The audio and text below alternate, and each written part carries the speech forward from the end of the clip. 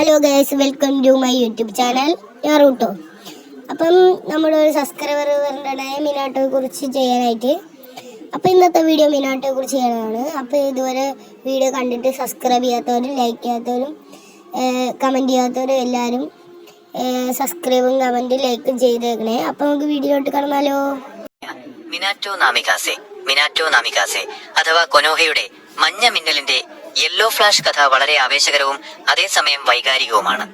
മിനാറ്റോയുടെ ജീവിതത്തിലെ പ്രധാന ഭാഗങ്ങൾ താഴെ പറയുന്നവയാണ്. 1. കുട്ടിക്കാലവും സ്വപ്നവും. മിനാറ്റോ ഒരു സാധാരണ കുടുംബത്തിലാണ് ജനിച്ചത്. കുട്ടിക്കാലം മുതലേ വളരെ ശാന്തനും ബുദ്ധിമാനുമായിരുന്നു അദ്ദേഹം. അക്കാഡമിയിൽ പഠിക്കുമ്പോൾ തന്നെ ഒരു ഹോക്കേജ് ആകണമെന്ന വലിയ സ്വപ്നം മിനാറ്റോയ്ക്കുണ്ടായിരുന്നു. അവിടെ വെച്ചാണ് അദ്ദേഹം തന്റെ ജീവിത പങ്കാളിയായ കുഷിന ഉസുമകിയെ പരിചയപ്പെടുന്നത്. 2. കുഷിനയെ രക്ഷിക്കുന്നു.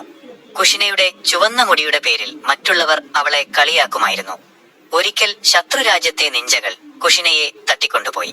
തന്റെ മുടിത്തുമ്പുകൾ അടയാളമായി ഇട്ടുകൊണ്ടാണ് കുഷിന പോയത്. അത് തിരിച്ചറിഞ്ഞ മിനാറ്റോ ഒറ്റയ്ക്ക് ചെന്ന് അവളെ രക്ഷിച്ചു. അന്നു മുതലാണ് ഇരുവരും പ്രണയത്തിലായത്. 3. മഞ്ഞ മിന്നൽ, yellow flash of the leaf. മിനാറ്റോയുടെ വേഗത ലോകപ്രശസ്തമായിരുന്നു. ഫ്ലൈയിങ് തണ്ടർ ഗോഡ് ടെക്നിക് ഉപയോഗിച്ച് കണ്ണ് ചിമ്മുന്ന വേഗതയിൽ ഒരിടത്തു നിന്നും മറ്റൊരിടത്തേക്ക് മാറാൻ അദ്ദേഹത്തിന് കഴിയുമായിരുന്നു. 3-ാം നിഞ്ച യുദ്ധത്തിൽ third shinobi world war Minato ഒറ്റയ്ക്ക് ആയിരക്കണക്കിന് ശത്രുക്കളെ തോൽപ്പിച്ചിട്ടുണ്ട്. ഈ വേഗത കാരണമാണ് അദ്ദേഹത്തിന് മഞ്ഞ മിന്നൽ എന്ന പേര് ലഭിച്ചത്. 4. 4-ാം ഹോക്കഗെയും ടീം മിനാറ്റോയും. തന്റെ കഴിവും സ്വഭാവവും കൊണ്ട് മിനാറ്റോ കൊനോഹയുടെ 4-ാം ഹോക്കഗെയായി തിരഞ്ഞെടുക്കപ്പെട്ടു. അദ്ദേഹം കാകാഷി, ഒബിറ്റോ, റിൻ എന്നിവരുടെ ഗുരുനാഥനായിരുന്നു. ലോകപ്രശസ്തമായ റസെങ്കൻ വികസിപ്പിച്ചെടുത്തതും മിനാറ്റോയാണ്. 5. 9 വാലുള്ള കുറുക്കന്റെ 9 ടെയിൽസ് ആക്രമണം. മിനാറ്റോയുടെ ജീവിതത്തിലെ ഏറ്റവും നിർണായകമായ നിമിഷമായിരുന്നു ഇത്.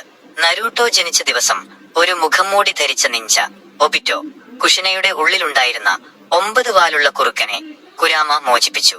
ഗ്രാമത്തെ രക്ഷിക്കാൻ മിനാറ്റോയ്ക്ക് കുറുക്കനെ തടയേണ്ടി വന്നു. 6. വലിയ ത്യാഗം. ഗ്രാമത്തെയും തന്റെ മകനായ നരൂട്ടോയെയും രക്ഷിക്കാൻ മിനാറ്റോയും കുഷിനയും സ്വന്തം ജീവൻ ബലി നൽകി.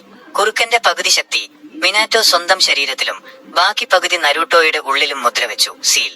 മരിക്കുന്നതിന് മുൻപ് തന്റെ മകൻ ഒരു ദിവസം വലിയൊരു നിഞ്ചയാകുമെന്ന് അദ്ദേഹം വിശ്വസിച്ചിരുന്നു. മിനാറ്റോയുടെ ഈ ത്യാഗമാണ് നരൂട്ടോയെ ഒരു നായകനാക്കി മാറ്റിയത്. പിന്നീട് 4-ാം നിഞ്ച യുദ്ധത്തിൽ മിനാറ്റോയെ പുനർജീവിപ്പിക്കുകയും റിയാനിമേഷൻ അദ്ദേഹം നരൂട്ടോയെ യുദ്ധത്തിൽ സഹായിക്കുകയും ചെയ്യുന്നുണ്ട്. അപ്പൊ ഇന്നത്തെ വീഡിയോ ഇത്രയേ ഉള്ളൂ. Tata, bye bye.